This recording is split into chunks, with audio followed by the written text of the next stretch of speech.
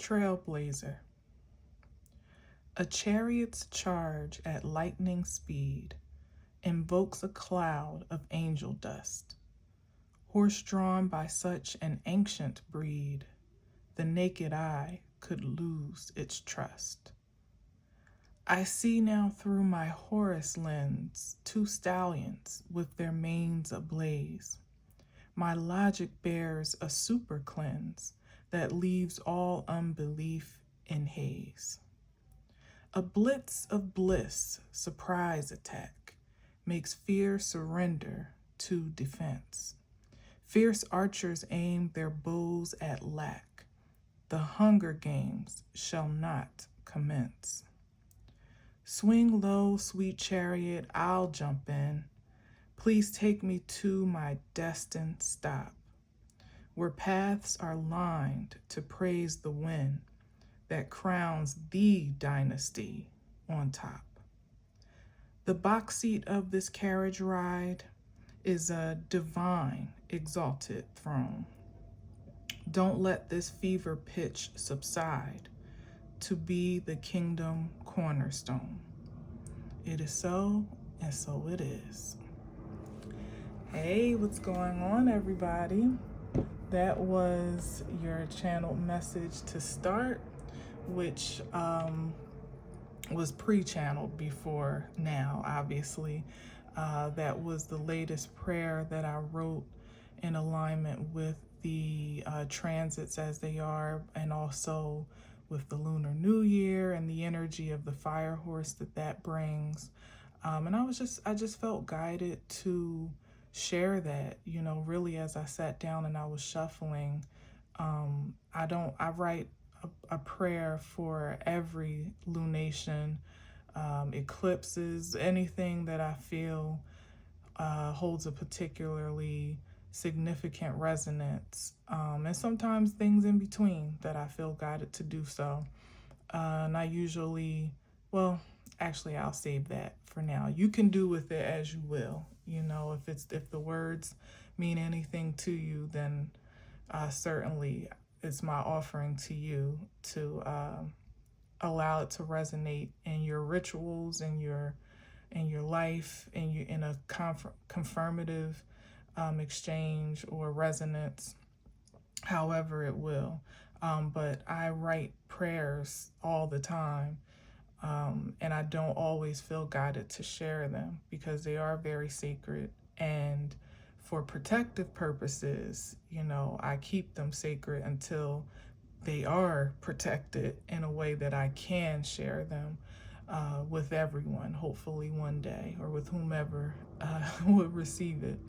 But in the meantime, you know, as I feel guided to, I share. And so that is the premise behind that pre-message or channeled message as it is.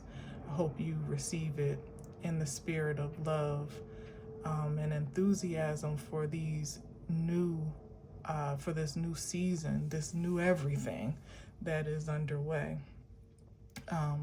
Yeah, so anyway, so that's that.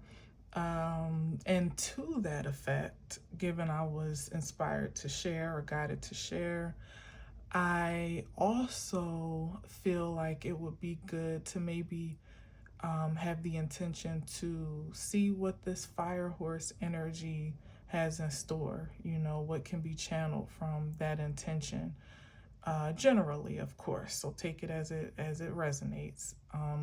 But if there could be anything or anything in particular or things in particular that we should look forward to in this energy, you know, I'm particularly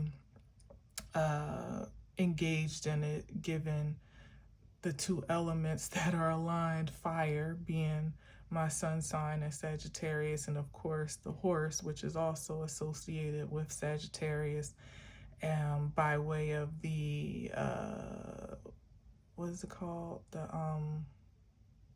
dang, what's the I mean, the horse itself for sure, but it's also the, man, the name is slipping, the half man, half beast symbol. but I can't think of the name. I'm sure it'll come to me, but I can't think of the name of that energy. So I have a particularly vested interest in how this year is going to play out. I'm looking forward to it. So let's see, with that in mind, what we got. All right.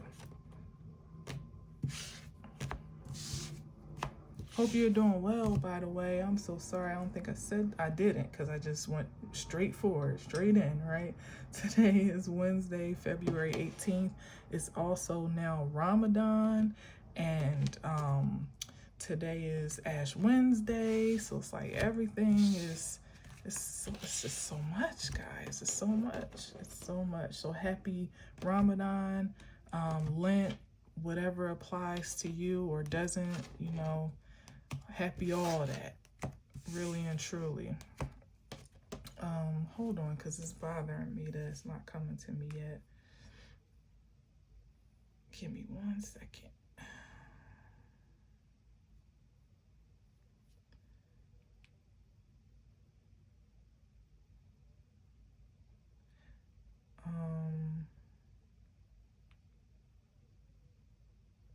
And of course the you could hear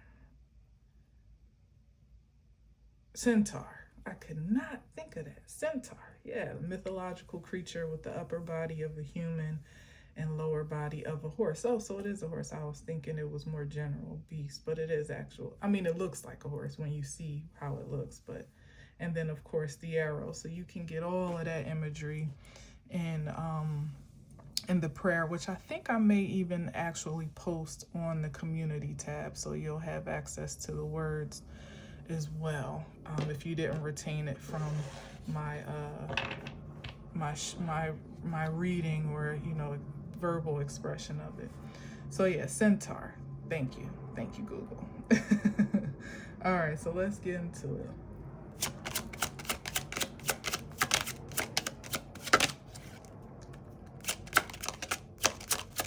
That was the Ace of Swords I saw popping in and out. Ooh, that was a World card. Ooh, I guess we'll take that. All right. Starting off with some fire, a little flicker, a little flame. With the Page of Wands, definitely some good news, you know.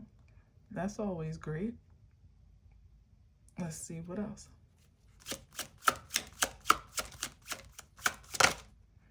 Hangman popped in and out.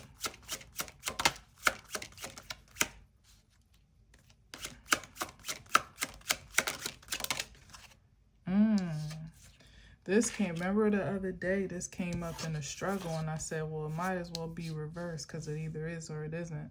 You either clear about your perception and direction, or you're not, with the Two of Swords. And here, in the reverse, it says to me that there's clarity, there's certainty, security in a direction, even if it's just starting out. You know, it's like having a good outlook on the future, or at least the first step, you know what I mean? Like knowing what your next move is going to be, or receiving a message that supports that, you know, that clears something up for you or puts you on the right path.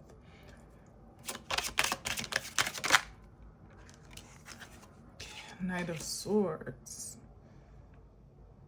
Despite resistance, you know, that might want to like induce this state of stuckness, maybe even return it backwards, you know, like make you suddenly second guess yourself, feel unsure, question what you hear, question what you feel, question your own ambitions and capabilities. I hear with this Page of Wands, like make you question whether or not you are qualified, you know, for whatever this next leg of the journey is, particularly as we look throughout this new year, this year ahead. There could be energies that are still, you know, that could still want to fight tooth and nail to to to be obstinate against that security. But let's see.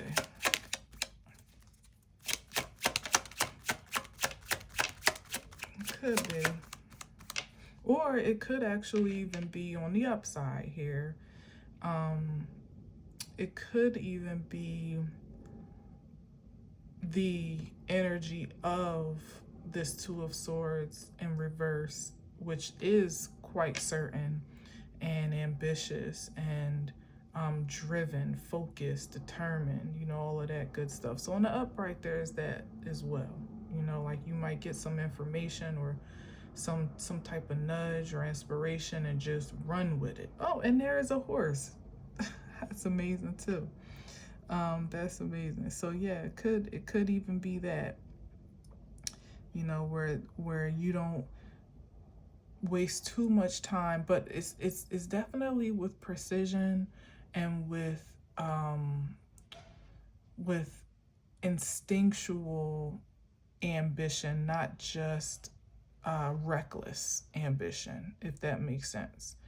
This fire horse year, is not about just burning rubber, or just burning the ground under your feet with no regard to which way you're headed or what you may be leaving in your wake. It's about making calculated moves that are driven by pure passion. But even still with that, you could get a seemingly simple idea or aha moment or inspiration, and whereas you may at the Two of Swords upright not really knowing what to do with that or how to initiate it, how to bring it to life, if it is for you or not, or again the consideration of whether or not you have what it takes to materialize or manifest a thing. But the Knight of Swords, although there is instinct there and there is precision, I would say, with the Knight of Swords, it's definitely not, there's really not a sense of fear, in the most upright frequency with the Knight of Swords. It's like no matter what is what opposition is along the path of the Knight of Swords, like they're going to barrel straight through it, or face it head on, either way. All right, so maybe the Knight of Swords don't get that slack today, but let's see what we got next. And it makes sense either way. We know how it is, so it makes sense that if you are advancing in any particular way, even just in your own sense of personal security, it makes sense that there will always, or there has always been, some oppositional force that has maybe even just an opinion about it or something to say about it, a criticism perhaps. Again, all that contributing to wanting to push back on what you already feel sure about. So both things could absolutely be true.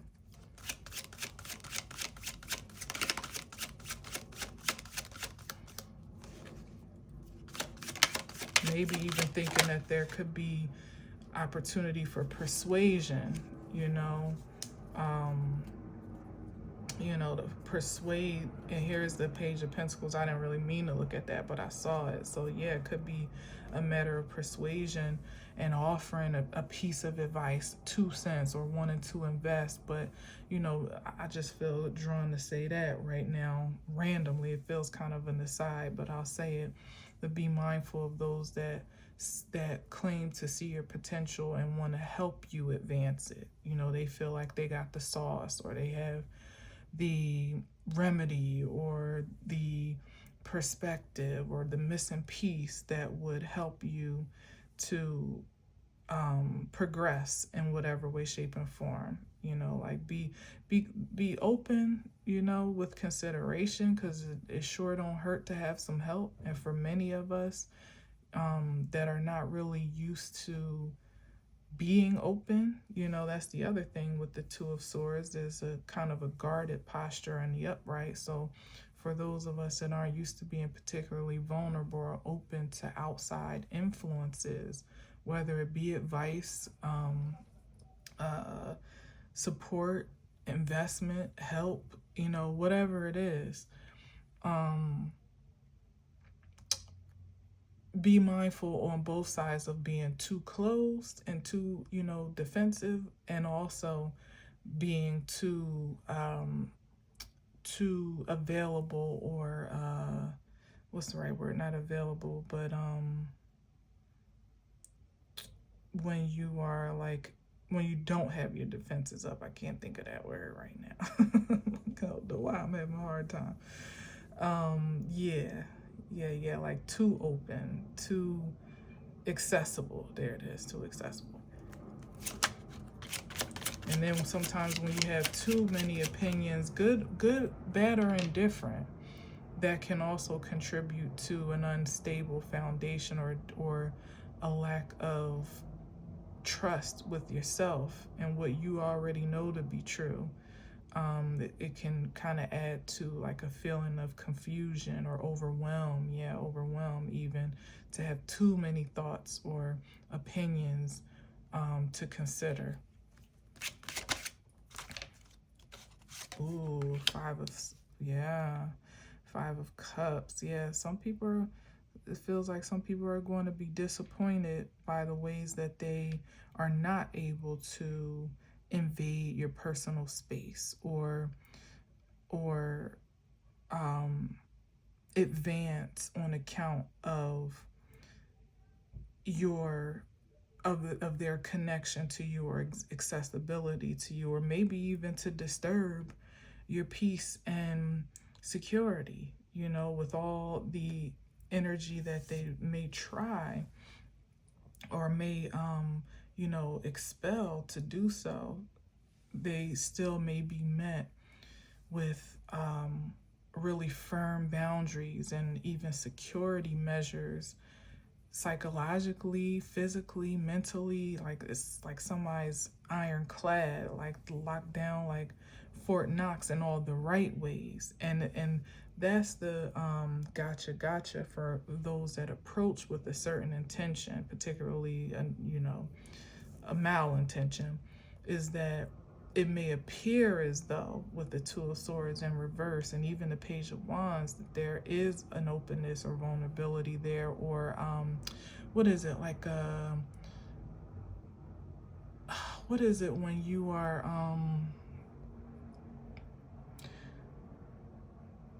when you're particularly susceptible to like a breach, or like a intrusion of your auric field, or your psychological, your psyche, your consciousness, even not vulnerable, I can't think of the word, but like you're open for attack. You may look that way with the swords down, like you are pretty much susceptible to anything or anyone. And that would be the disappointment here, like a mourning almost of just how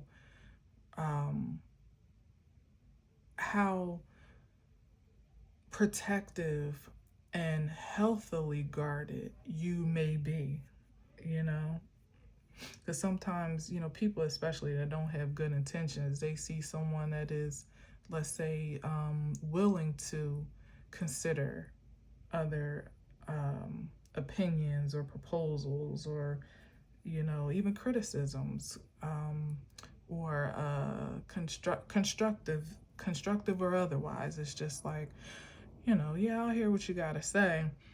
Sometimes there's this idea that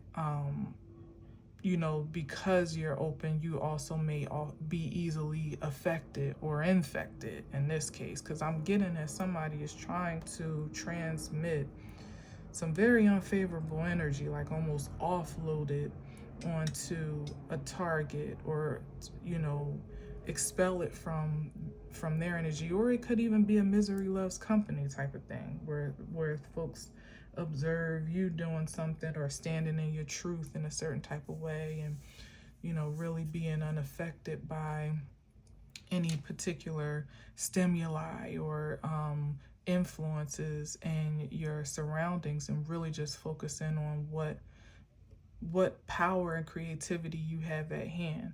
Sometimes that can provoke, like I said, as I said, it shows up. It can provoke those anti energies to want to make their presence known, or just want to disrupt what they either feel they don't have access to or entitlement to, or in some cases what they think they absolutely do have entitlement to. And either one is kind of ridiculous. Or they don't have access and they just want to F it up because they don't. Either way, I don't like this Five of Cups and this Knight of Swords heading in that direction, because I just don't like it. Is definitely given that there could be some negative intentions behind this Knight of Swords. But like I said, they're looking to offload that misery or grief or disappointment or whatever, depression, sadness, whatever it is. They're looking to push that. They're looking for relief in any way, shape, or form they can get it. But the target that they observe, perhaps even in you, maybe someone that's really nice and open and understanding and loving, and maybe considered naive, because of your stance of sensitivity, but I feel that, given this is in the reverse, that it wouldn't be good news for them. It would be either a backfire or just a rejection. Like, nah, we're not receiving that energy. Only receptive to those that perhaps do mean well, are coming in to add value, to maybe shed light or add some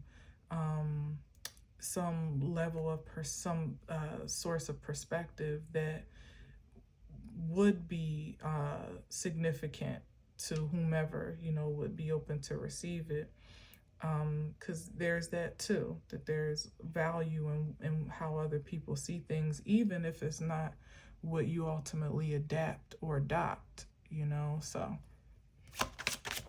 there's that. Let's see. Ooh, Temperance. And this the way that, if in the malintentive frequency, this the way they need to be headed towards the Temperance. But it's also bringing balance to maybe some I feel like everybody, no matter what, is everybody has not, how can I say this? Everybody's not going to receive the energy of Temperance and the invitation to cultivate that in their personal lives, but I feel that it's an invitation that is always open, even considering the Five of Cups, that there could be some trauma incurred there, or some deep sadness that is experienced or has been experienced for whatever reason. There's always an extension of grace for of healing for that experience, if you're willing, as it is with the Five of Cups, to turn around and observe that there is another way, that there is hope, that there is promise beyond the loss. There's potential, at least, to recover beyond the loss that you may have incurred in any way, shape, or form, and even particularly on account of these energies that have had poor intentions and are still pursuing, those agendas. The invitation is open still you know, to finally really see the truth of, you know, to really get down to the root and the depth of their motivations, and to consider whether or not it's something that's still working for you. Is it still productive, prosperous, profitable, whatever? Or is there something, or if it's an opportunity to change, you know, to shift, to find some level of balance with your impurities, and maybe even a deeper or higher, in case of temperance energy, that is Sagittarius, a higher understanding of the big picture from beginning to present, you know, like where it all began, maybe what went wrong, if anything, or what can be readjusted, you know, what levels can be fine-tuned, so that not only do you heal from an experiences that have brought you here, but that you kind of like fail safe your way, in a sense, from hitting this this level of this depreciation of life experience really ever again. You know, like, I don't, once you gain temperance in your life, self-control, balance, what else? You know, an intentionality to live well, you know, like to take care of yourself in every aspect, to expel good energy. Again, have an understanding of who you are, as well as a greater expansive overstanding, perhaps, of the world that you are contributing to, and, you know, everything in between. When you have, that's why I say, like, you need to be going that way, because when you are determined to find this level of peace in your life, you know, it really puts you in the posture to have acceptance with anything that you encounter. And I'm not saying that it won't bring a sense of sadness, or it won't be unfavorable to the senses, particularly the emotional ones, maybe in the spiritual senses, but you'll always be able to redirect and recover, to stabilize those emotions, so that they don't completely consume you, you know. Yeah. And come to some level of, did I say acceptance already? Yeah. For the purposes of what? Moving forward with as much of an optimistic outlook as possible, not devoid, not negating your emotional experiences, maybe even losses, but finding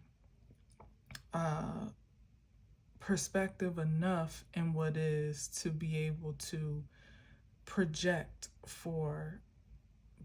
a way out of the heaviness of the experience, again, so that it doesn't consume you. It's like there's a way to be sad and satisfied in the same vein. I know that sounds strange, but I can personally attest to that truth, where things might not necessarily have gone the way you wanted them to go, or the way that would have been, you know, your preference, but you are accepting enough to be okay with it, and still having lost, you know, the faith and the hope in yourself, within yourself, to believe that things could always get better. Even at their absolute worst, they could always get better.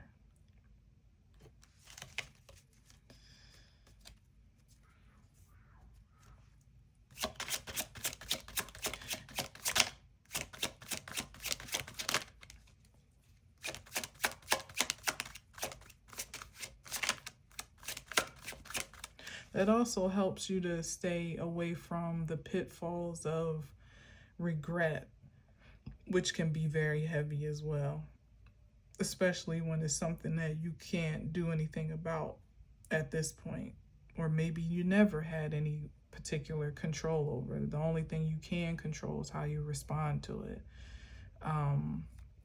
Yeah, I feel like there's going to be some pathways that are diverging this year very significantly, maybe even in an intense way, where it's going to be very clear to some folks the way forward, and the challenge, particularly emotionally, may come in the acceptance of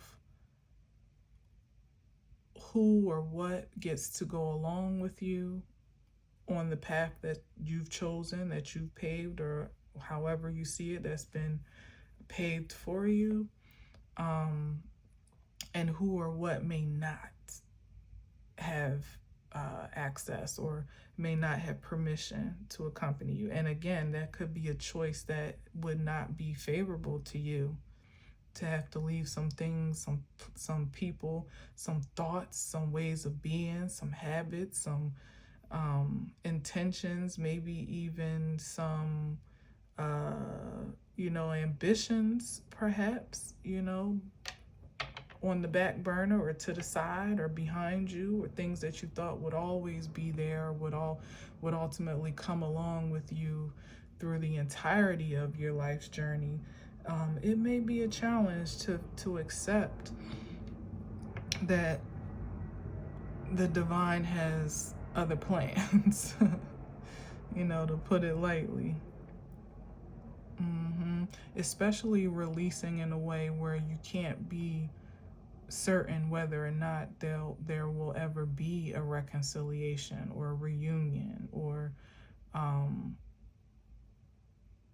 revisiting. You know what I mean? Like, you don't know, and you may not be able to know. But here is that acceptance piece of, finding comfort in your submission to the greatest good above all and overall, for you, for whomever else, for a situation, for a place, for whatever, like kind of almost surrendering your trust in that divine oversight, being more credible and more accurate, than what you can see at your level. Yeah, Chariot, for the purposes of total success and really making some. And again, here, and this was what all the this was the symbolism and the message too. It was all about a chariot in the prayer, if you didn't really catch it, which is why it's all about the chariot, and of course the horse and this and that. But the chariot, this is exactly it. And when I said ancient breed, it was with these energies in mind, where it's like they're not horses, they're sphinxes. So, and look at this. Look at that. It's supernatural acceleration at work here. You can't really jump in front of the chariot and say, "Hold up, can my folks get on?" The chariot historically was only really large. Usually, was only really large enough for like a driver and one or two other people, usually one other person, which usually was an archer, or if it was carrying nobility, then it would be that king or emperor or whatever, but it's not a ride. It's not a minivan. It's not, a truck with 7 seats, like, or 3 rows or whatever. Is it 7 seats, 2, 4? Yeah, 7 seats. It's not a bus. It's a 2-passenger, in this case, a 1-passenger vehicle. So You know, you could load that chariot up if you want to and end up slowing down your momentum on the way to what could be a very powerful victory. You know, success in all the ways, and overcoming as well. You know, overcoming perhaps past failures or missteps or misfortunes. You wouldn't want to slow yourself down waiting for this guy to catch up and jump on, you know, and bringing all this energy with him. And so you gotta stay the course. Stay the course. Go at your own pace. You know, whatever is divinely is designed for you. You know, doesn't have to be set by anyone to the left or right, face forward or back for sure. But you gotta stay the course, and you know, keep the focus and keep the momentum up so that you get where you're going in one piece. Literally in one piece. P-I-E-C-E and P-E-A-C-E.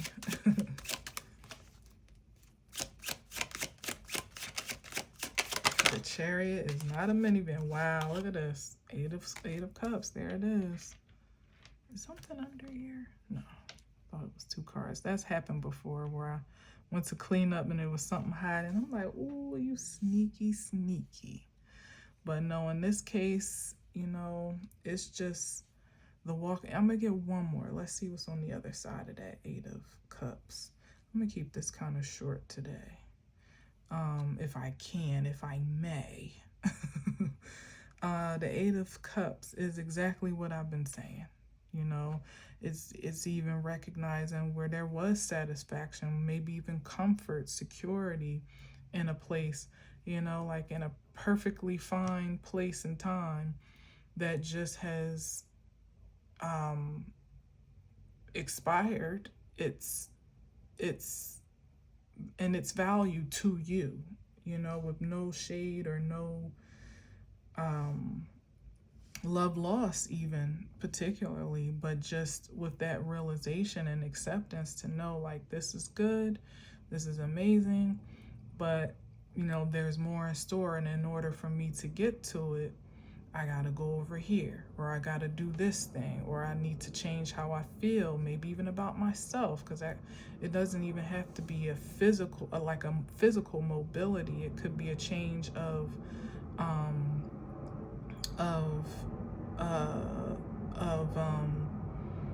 perspective, or even the psychology of yourself. You know, what the 8 is on its way to, as we know, is the 9, which is what I love to call supreme self-esteem, you know, where there's not left much to be desired in how you feel about yourself, how you feel fulfilled in the life that you've created for yourself. And imagine the and get into, not imagine because it's actually depicted here, so you don't have to imagine at all, this upgrade from wallowing in sadness and loss and shoulda, coulda, wouldas, and maybe even a resistance to that, moving forward, turning around, doing something different, thinking differently, behaving differently, to this 8 where you've gotten everything that you need from a place, a space, a person, a consciousness, and now it's time to advance. And for some, you may or may not, I mean, the 8 of Cups doesn't really suggest that. It usually suggests a willingness to move on, even if there is some type of comfort, even complacency there. But in some ways, in the way that I'm seeing it, you may not see anything particularly wrong with where you are, you know, especially if you're comfortable. Like, what I keep hearing to say this, and most people probably don't even watch 30 Rock. But I love 30 Rock. It's a Tina Fey television creation. And of anybody that knows me knows I love Tina Fey. I think she's amazing. And it's a really funny ass show with Tracy Morgan, Alec Baldwin, Tina Fey, and a whole other cast of characters. And when Jack, who Alec Baldwin plays, he comes as like some big time executive that's new to the network, and he's coming in like trying to change everything from his perspective for the better, you know. But of course, he's a big wig, very corporate, very oligarchy or oligarch. I don't even know how to say it. Good for me. Energy that thinks he knows best or whatever. And so the first thing he does, I don't know why I'm sharing this, but I'm just going to get it out because the image keeps coming to me. Now it's a caricature of the moment I'm trying to express, but first thing he comes in first day and does is completely guts out his office and goes to expanding it. And when Liz Lemon, who's played by Tina Fey, comes in, she's like the head writer and the creator of the show that they produce at this network. And that's kind of like a caricature of SNL. And so she comes in, the girly show, by the way, and is witnessing him, like his office in shambles, like construction going on. And this is like her first day meeting him. And she's like, was it necessary? Like, what was wrong with the office that you had? And he said something to the effect like, sometimes you have to destroy something that was perfectly fine to make room for something that's just much better, or something like that. Now I'm all messing it up, but there was something to that effect. I just said all of that to now you remember the line. But that's what it's given, you know. It's like sometimes things seem perfectly fine as they are. It was a perfectly good office. It was huge corner office, executive grade, but for his likings, for his needs, for his expansive perception, it wasn't good enough. That's what I'm getting at. So he took the liberty of the authority that he possessed as the executive to completely make it over and make it his own, you know. So there's something there. I'm gonna leave that there because I don't want to dwell too much on, but it's something to that regard where, and that could even be the point of certainty here, you know. That could even be bittersweet revelation for some to feel completely validated in the ways that they get to move forward, or they're invited to move forward, even though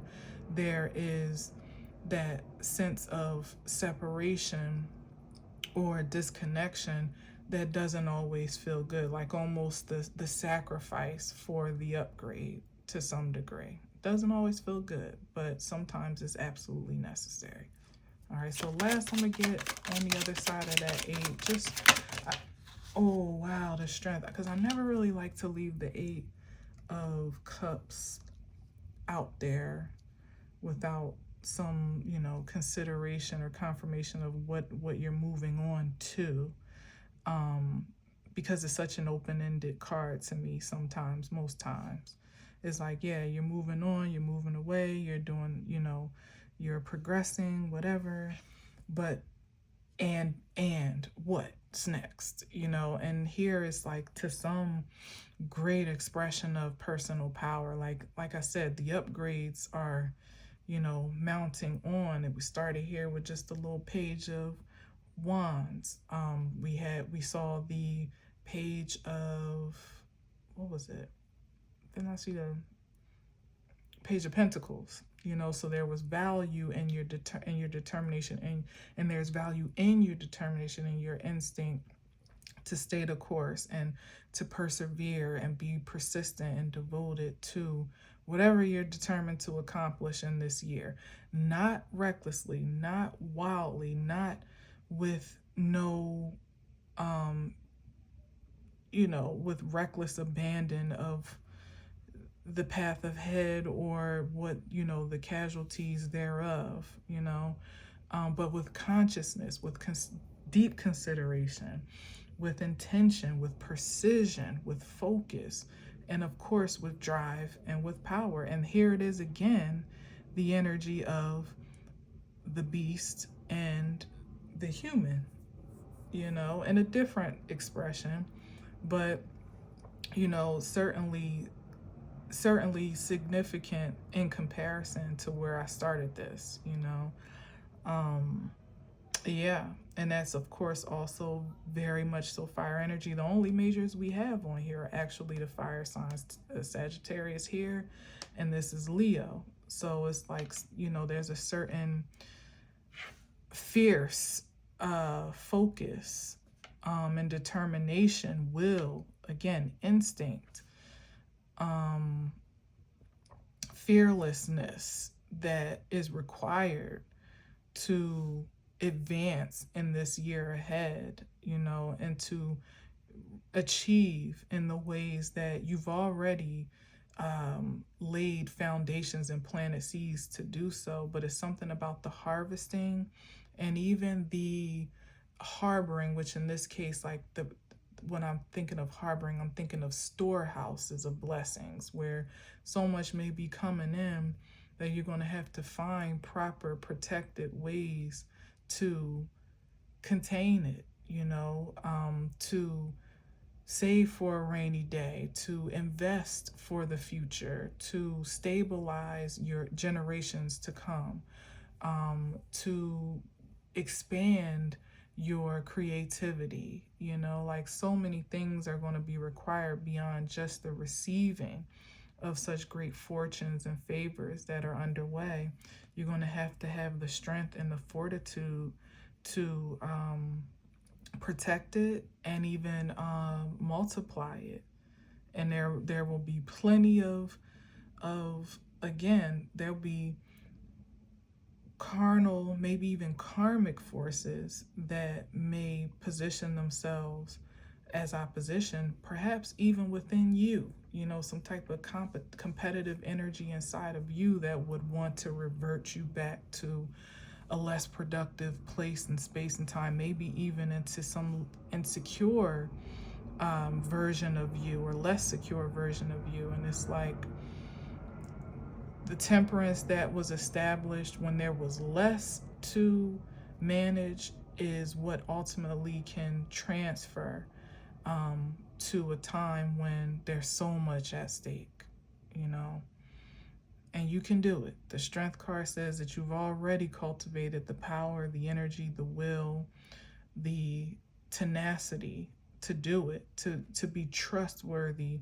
with the level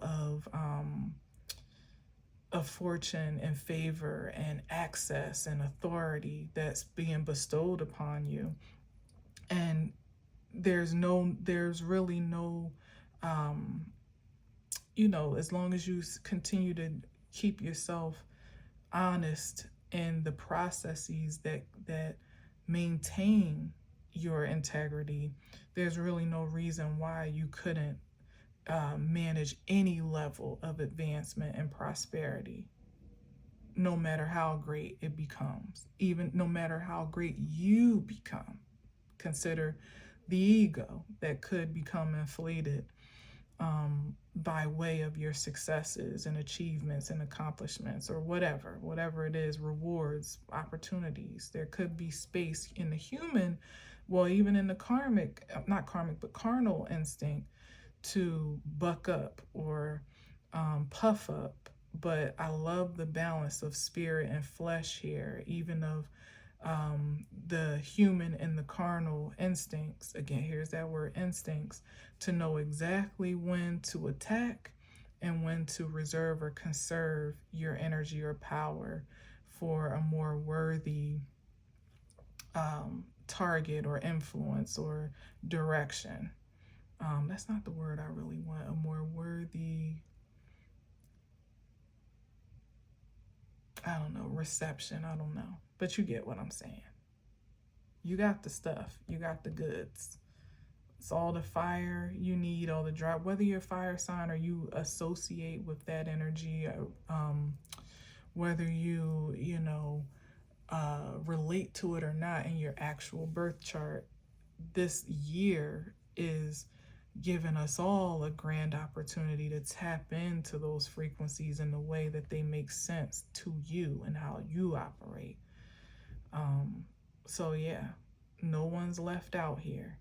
Even the ambitions to turn around, the ambition to turn your horse around from what may have been a very sure focus and ambition at one point in time, to redirect that energy into in a place that is going to be much more profitable, or at least prosperous, particularly in the spiritual sense, energetically prosperous. So again, everybody can get it if you want it. All right. Six of Cups. Ooh, High Priestess.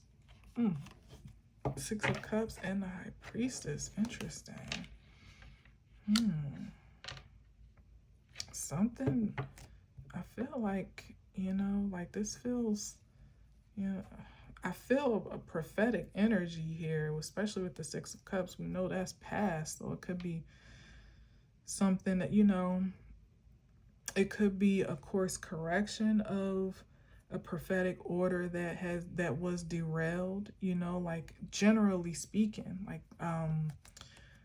like the divine's intention for creation overall, the experience of creation beyond the distortions, or the interferences that have deterred that ultimate experience of spirit and truth in the highest frequency, spirit and flesh in the highest frequency. It's like course correcting everything that has gone wrong in the past, or again, given leeway and opportunity to do so, and redirecting your ethereal and your human energy in a way that is almost redemptive, perhaps of a space and time, or again, a prophecy or prophetic ordinance that was always supposed to be. It's like everything being put right back on track, perhaps in this coming year, perfectly realigned again, and to restore like a sense of faith and like a sense of intimacy with your divine nature, which we know has definitely been distorted over many, many years, perhaps many, many lifetimes at this point. Like restoring creation and divinity back to its, with the temperance here. Yeah, that makes sense. Back to the synergy that not only was it always, originally, but even on the where the course was deterred from how it was meant to evolve and advance. It's like everything coming right back to like almost catching up with itself, if that makes sense. Like without even missing a beat, and I said something to this effect yesterday, I think, about what's in store to receive in this season, perhaps over this year or whenever, or the setup from this year, looking onward, is going to be so much more fulfilling and satisfying than anything that you felt you had to endure or go through, sacrifice, mourn, lose in the process. Like everything will make sense. Everything will seem to be properly placed and processed. Even you will feel properly processed through your experiences, to the point where you land, where you arrive, will feel so significant that you couldn't look back and want it to be any other way. Not really, because butterfly effect, you change one little thing, it could completely change where you land in the present or in the future. And where you land, where your presence finds its peace and its prosperity, is going to be so satisfying that you wouldn't even want to take the chance merely considering what could have been tweaked or changed, or whatever the case may be, if it means that it might be different for what you're experiencing in real time. So ultimately it feels like it'll just completely revitalize your devotion to the divine, because the evidence will be so profound of the trust that you had to ultimately surrender and submit when you didn't know what was what. Maybe at the upright of the Two of Swords. What was I saying? It'll feel so profound that I lost the thought. The devotion and the trust to the divine. I don't know. I think I was probably going to the fact that it will really be like this. It'll solidify your stance in whatever spiritual expression or inflection or energetic expression that you're committed to or devoted to, without a shadow of a doubt. Not only was everything all worth it up until this point, but you'll also be cleared and feel confirmed in now how you move forward in that same frequency, and ultimately learn to what it'll do, here it is strengthen your confidence in your own creativity, with that expression of divine essence through you. But it'll, we have that, and some stronger than others now, but sometimes it's always with that interference or inflection of a deferment to another power, and a deflection from your own. I'm offering here that it will bring balance to the two, so that nothing is any less than the other, because there's a unrefutable realization, maybe even revelation, of how the two mutually coexist, and that there almost can't really be one without the other, if you can get into that.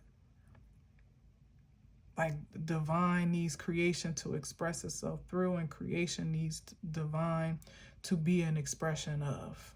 It's like they're one and the same. All right, I'm gonna leave that there. And all that's supposed to be planted this year, perhaps, maybe pronounced this year, I don't know, maybe blossoming this year. However, wherever you are, that's the ultimate goal, is true supreme self-esteem that is unwavering by any external influences, and even immune to any internal oppositions at that point. What you know who you are, your value, your worth to the divine and otherwise. And there's a lot of amazing things that can be created by way of that confidence, confidence and